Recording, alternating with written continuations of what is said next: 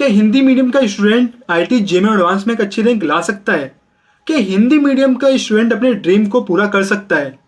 क्या हिंदी मीडियम का स्टूडेंट जहां पहुंचना चाहता है, जिस ड्रीम आईआईटी में पहुंचना चाहता है, वहां तक जाना बहुत मुश्किल है? तो यार ऐसा कुछ नहीं है। मैं एक हिंदी मीडियम का स्टूडेंट था। मैंने बचपन से लगाकर क्लास 12 तक की तैयारी हिंदी में की थी, यूपी बोर्ड से की थी। और मैंने आईआईटी जेईई एडवांस दोनों हिंदी में दिए थे।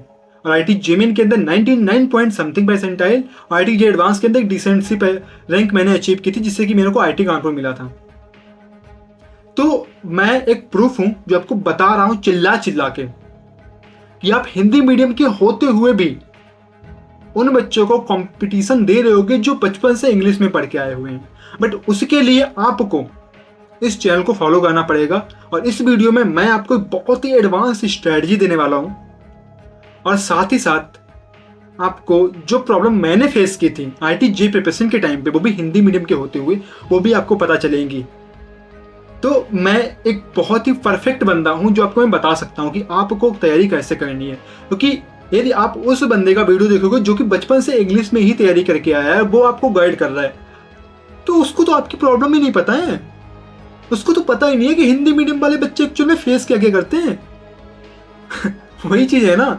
अब उसने तो कभी देखा ही नहीं, उसको तो लगता है बस सब इजी इजी रहता है, क्या ही है। क्योंकि वो तो हमेशा से ही मतलब इंग्लिश मीडियम की पढ़ाई की है। और इसी वीडियो के अंदर आपको एक बहुत ही अच्छा सरप्राइज मिलने वाला है, जो कि सिर्फ आपके लिए है, सिर्फ हिंदी मीडियम वाले बच्चों के लिए है। तो उस सरप्राइज को बिल्कुल मिस मत करना। वो मिस कर दिया क्योंकि वो ऐसा सरप्राइज है जो आपकी पूरी ही आईआईटी जे प्रिपरेशन को एकदम रोटेट करके रख सकता है। जो आप अभी अकेले तैयारी कर रहे हो, बहुत सी चीज़ें करवा सकता है। मैं रिवील नहीं करना चाहता हूँ, वो इसी वीडियो में आपको पता चलेगा। तो आपको ये वीडियो पूरा देखना पड़ेगा। तो हमारी जो ये स्ट्रेटजी है ना, ये 5 पार्ट में डिवाइड होने वाली है। पहली तो स्टडी टिप, दूसरी आपके यूट्यूब चैनल्स में बताऊंगा जहां से आपको तैयारी करनी है, तीसरी मेंटरशिप एंड गाइडेंस जो कि आपको कैसे मिलेगी फ्री ऑफ कॉस्ट, ठीक है। इसके साथ साथ जो टाइम टेबल मेरा था जब मैं तैयारी कर रहा था, वो आपको मैं दूंगा। चलिए अब हम बात करते हैं स्टडी टिप्स की। तो स्टडी टिप्स में मैं वैसे नहीं बताऊंगा कि स्टडी टिप नंबर 1 2 3 4 5, मैं पूरा एक जनरल बात करूंगा, ठीक है। तो देखो यार, जब भी हम आईआईटी जेईई की तैयारी स्टार्ट करते हैं हिंदी मीडियम से, तो सबसे बड़ी जो प्रॉब्लम हमें आती है वो आती है स्टडी मटेरियल की। क्योंकि यार हिंदी में कोई भी अच्छा स्टडी मटेरियल नहीं है। तो मैंने बुक्स पे एक बहुत ही अच्छा और डिटेल वीडियो बना रखा है, वो आप जाके देख लोगे तो वहाँ से आपको बुक्स के बारे में चीज़ें पता चल जाएंगी। तो मटेरियल वाली प्रॉब्लम आपकी सॉल्व होगी, ठीक है। दूसरी चीज़ कि यार आपको भी पता है कि जब हिंदी में अच्छा मटेरियल नहीं है, तो क्यों ना हम इंग्लिश की बुक्स को फॉलो करें। अब आप बोलोगे भैया मैं तो इंग्लिश मीडियम की बुक्स कैसे पढ़ सकता हूँ, मैं तो हिंदी मीडियम का हूँ। यदि मैं इंग्लिश मीडियम की बुक पढ़ ही सकता होता तो क्यों नहीं मैं इंग्लिश मीडियम में तैयारी कर लेता जाके। तो ऐसा नहीं होता है। आपने क्लास 12 के अंदर इंग्लिश पढ़ते हो ना, बट आपको लिखना नहीं आता ना उतनी अच्छे से। आपको समझ जाता है जब आप थ्योरी पढ़ते हो, आप कोई स्टोरी पढ़ते हो इंग्लिश में, तो आपको समझ आता है। इसी तरह से आप इंग्लिश की बुक को पढ़ सकते हो, क्वेश्चन समझ सकते हो और क्वेश्चन को सॉल्व कर सकते हो। बट बहुत बार ऐसा होगा कि यार एक्चुअल एग्जाम में आपको नहीं इंग्लिश में सॉल्व करना है पेपर, उसी के लिए आपको हिंदी वाली बुक भी फॉलो करनी है। तो आपको एक बैलेंस वे में चलना पड़ेगा, जिसमें आप हिंदी और इंग्लिश दोनों को बैलेंस करके चल रहे होगे। थोड़ा एक्स्ट्रा काम करना पड़ेगा आपको, बट आपको आईआईटी जाना है तो उसके लिए आपको ये करना पड़ेगा ही पड़ेगा। उसके बाद जब आप आईआईटी पहुंच जाओगे, ठीक है, तो आईआईटी में जो सबसे बड़ी प्रॉब्लम होती है वो आप अभी तो रियलाइज नहीं कर रहे हो, क्योंकि अभी तो आपका जो गोल है, आपका दिमाग है, वो आईआईटी जेईई और एडवांस पे ही टिका पड़ा है। और यदि आप इस चैनल को फॉलो कर रहे हो और मेरी सारी बातें मान रहे हो, तो आप आईआईटी पहुंच जाओगे, मैं पहुंचा के रखूंगा। तो आईआईटी पहुंचने की टेंशन आप मत लो, ठीक है। बट आईआईटी पहुंचने के बाद जो प्रॉब्लम फेस होगी, उसके लिए आपको अभी से तैयारी स्टार्ट करनी पड़ेगी। इसीलिए मैं बोल रहा हूँ कि हिंदी और इंग्लिश दोनों की बुक को आपको फॉलो करना है, क्योंकि वहाँ पे जो लेक्चर वगैरह होंगे, ठीक है, आईआईटीज के अंदर, तो वो प्रॉपर इंग्लिश में ही होंगे। कहीं पर भी वो हिंदी का एक वर्ड भी नहीं यूज कर रहे होंगे। यदि आपने नॉर्थ की आईआईटीज ली है तो ठीक है, प्रोफेसर आ जाते हैं जो कि हिंदी में चीज़ें बता देते हैं। बट यदि आप साउथ चले गए, या आईआईटी बॉम्बे, आईआईटी दिल्ली या आईआईटी मद्रास चले गए, तब तो भूल ही जाओ यार कि आपको हिंदी में कोई बात भी करने वाला है। तो ये सारी प्रॉब्लम वहाँ पे फेस कर रहे होगे। उसके बाद जो हिंदी मीडियम के बच्चे होते हैं ना, वो उतने ज़्यादा सीरियस नहीं होते हैं, उनके अंदर उतना ज़्यादा मोटिवेशन नहीं होता है, और वो हमेशा खुद को डाउट में रखते हैं कि यार मैं तो नहीं कर पाऊंगा। और बहुत से ऐसे बच्चे हैं जो कि क्लास 12th में ड्रॉप लेने से बहुत ज़्यादा डरते हैं, क्योंकि उनको लगता है कि यार मैं तो कर ही नहीं पाऊंगा, मैं तो हिंदी मीडियम का हूँ। तो ये जो सेल्फ डाउट वाली चीज़ है ना, इसको तो बिल्कुल आप हटा दो, आप भी पहुंच जाओगे। मैं बोल रहा हूँ आप पहुंच जाओगे आईटी के अंदर, मैं पहुंचा हूँ तो आप पहुंच जाओगे। ये अपने अंदर कॉन्फिडेंस रखो कि आप आईटी पहुंच के ही रहोगे। ओके, तो ये तो कुछ सजेशन थी जो कि मैंने आपको दिए हैं। अब बात कर लेते हैं हम यूट्यूब चैनल्स की। तो यार हिंदी मीडियम में बहुत ही कम ऐसे यूट्यूब चैनल हैं जो कि आपको आईटी जेमेल लेवल का कंटेंट प्रोवाइड कराते हैं। तो जैसा मैंने आपको अभी बताया है कि आपको चीज़ें बैलेंस करके चलनी हिंदी और इंग्लिश की, तो आप देखोगे बहुत सारे यूट्यूबर ऐसे हैं जो कि यार पढ़ाते हैं आईटी जेमेन का, वो सब लिखते हैं बोर्ड पे इंग्लिश में बट समझाते हैं हिंदी में। तो क्यों ना हम उनके लेक्चर फॉलो किए जाएं, क्योंकि आपको तो कॉन्सेप्ट समझना है। तो उन चैनल्स को आप लोग फॉलो कर सकते हो। तो उसमें जो चैनल है जैसे कि आपका पीडब्ल्यू हो गया, अनअकैडमी हो गया, मोहित त्यागी सर का चैनल हो गया, और अदर बहुत सारे चैनल है।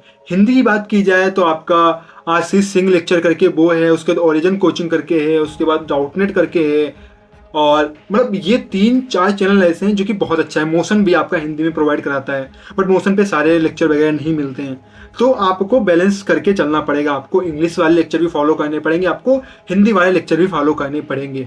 आप ये मत सोचना कि भैया मैं तो हिंदी का हूँ तो हिंदी का ही फॉलो करूंगा, फिर आप कभी भी लाइफ में ग्रो कर नहीं पाओगे। आप वो चीज़ें अचीव नहीं कर पाओगे जो आप अचीव करना चाहते हो, आप उस मुकाम पे नहीं पहुंच पाओगे जहां पर आप पहुंचना चाहते हो। वीडियो के स्टार्टिंग में जिस सरप्राइज की मैंने बात की थी वो मैं रिवील कर देता हूँ।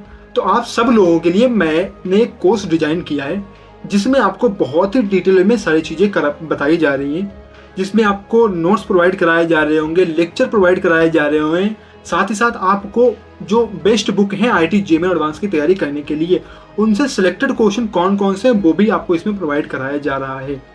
और इस कोर्स को जब आप लोग ज्वाइन करते हो तो इसमें आपको 1 ईयर की फ्री ऑफ कॉस्ट मतलब कॉम्प्लीमेंट्री मेंटरशिप दी जा रही है, जिसमें मैं आपको गाइड कर रहा हूँ, जिसमें आपको आईटी जेईई एडवांस की तैयारी कराई जा रही है कि बेसिक से लगाकर एडवांस तक। तो अब हम बात कर लेते हैं टाइम टेबल की। तो ये जो टाइम टेबल है ना, ये मेरा पर्सनल टाइम टेबल था, इसको मैं आपको बहुत ही डिटेल में बताने जा रहा हूँ।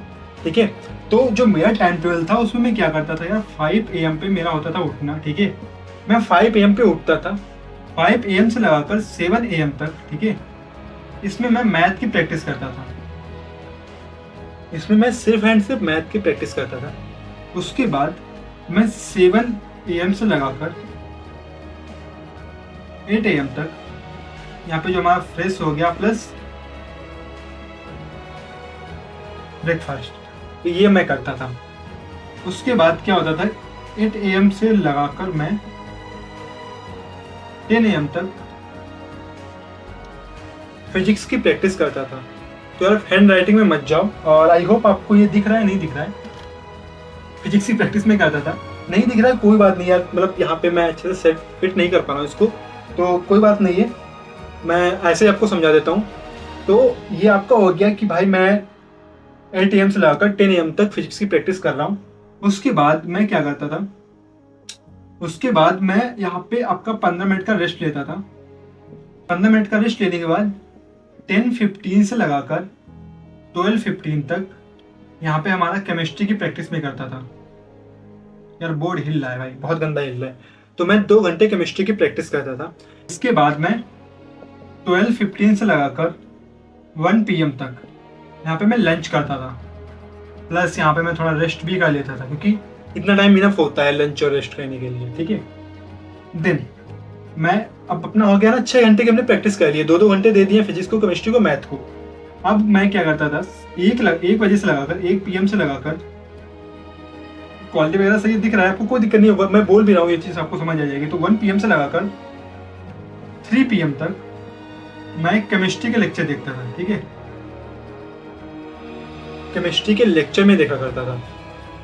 उसके बाद 3:15 तक मैं रेस्ट करता था, क्योंकि हर 2 घंटे के बाद थोड़ा सा एक छोटा सा आपको लाइक रेस्ट भी चाहिए होती है। 3:15 से लगाकर मैं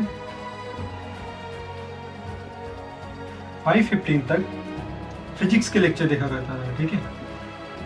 फिजिक्स के लेक्चर देखता था, उसके बाद 5:30 तक मैं रेस्ट करता था, देन 5:30 से लगाकर 7:30 तक मैथ के लेक्चर देख लिए। और यहाँ तक क्या होता था, मैंने 12 घंटे की पढ़ाई कर ली है, और 12 घंटे की पढ़ाई करना बहुत होता है यार, मतलब डेली बेसिस पे। इसके बाद मैं करता था रिवीजन, तो 7:30 से लगाकर 9 PM तक मैं डिनर कर लेता था, ठीक है, प्लस थोड़ा बहुत यार वॉक कर लिया है, तो ये चीज़ें हो जाती थी मोस्टली जब मैं जेईई की तैयारी कर रहा था। तो यार ये वॉक वगैरह मैं तो नहीं करता था, ठीक है, फ़ोन वगैरह चला लेता था, बट आपको करनी है, आप जरूर करना। उसके बाद 9 PM से मैं बैठ जाता था, फिर वही है कि 11 PM तक मैं पढ़ता था। इसमें मैं रिवीजन कर लेता था या कुछ और पढ़ना होता था वो पढ़ लेता था। तो ये मेरा टाइम टेबल था। अब आपको टाइम टेबल पता चल चुका है, अब जो मेन चीज़ बचती है वो है आपकी स्ट्रेटजी। तो आपके पास 1 साल है, और इसी 1 साल में आपको IIT JEE और एडवांस दोनों का सिलेबस कवर करना है। उसके बाद आपको रिवीजन भी करना है, मॉक टेस्ट भी लगाना है, और फिर जाके एक्चुअल एग्जाम देना है जिसमें एक अच्छा परफॉर्म करना है और अपने ड्रीम कॉलेज में पहुंचना है। तो इतना सब काम 1 साल में कैसे होगा, उसके लिए परफेक्ट प्लान आपको बनाना पड़ेगा, ठीक है। तो आपके पास 12 महीने हैं, ठीक है। 12 महीने को आप डिवाइड कर लो कि आपको भाई इतने महीने के अंदर 11th का सिलेबस कवर करना है, और इतने महीने के अंदर आपको 12th का सिलेबस कवर करना है।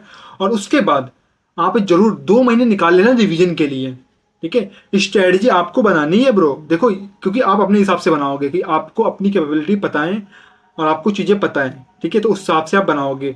तो जो मेरा था, मैं अपनी स्ट्रेटजी बता देता हूँ। तो मेरा ये था कि मैंने अप्रैल से तैयारी स्टार्ट की, तो मेरा ये था कि अप्रैल से लगाकर जुलाई तक, मतलब जुलाई तक मैं अपना 11th कवर कर लूँगा, साथ साथ 12th भी थोड़ा बहुत कवर कर लूँगा। ये मेरा प्लान था, और मैंने यहाँ तक कवर कर लिया। उसके बाद मेरा था कि जुलाई से अगस्त से लगाकर मेरे को नवंबर एंड तक 12th का सारा सिलेबस कवर करना है। और उसके बाद 1 मंथ जो मैंने दिसंबर बफर मंथ बना के रखा था, जिसमें मेरे को प्रॉपर रिवीजन और मॉक टेस्ट लगाने थे। बट इस स्ट्रेटजी को मैंने टाइम के साथ चेंज कर लिया था, मैंने मॉक टेस्ट वगैरह अक्टूबर से लगाने स्टार्ट कर दिए थे। तो ये मेरी स्ट्रेटजी थी। तो आपको अपनी खुद की स्ट्रेटजी बनानी है जिसमें आप चीज़ें अपने हिसाब से कर रहे होगे, बट जो तरीका रहना चाहिए वो यही रहना चाहिए कि आपको 11th का सिलेबस के लिए अलग मंथ डिसाइड करने हैं, 12th के सिलेबस के लिए अलग, उसका रिवीजन के लिए अलग, मॉक टेस्ट के लिए अलग।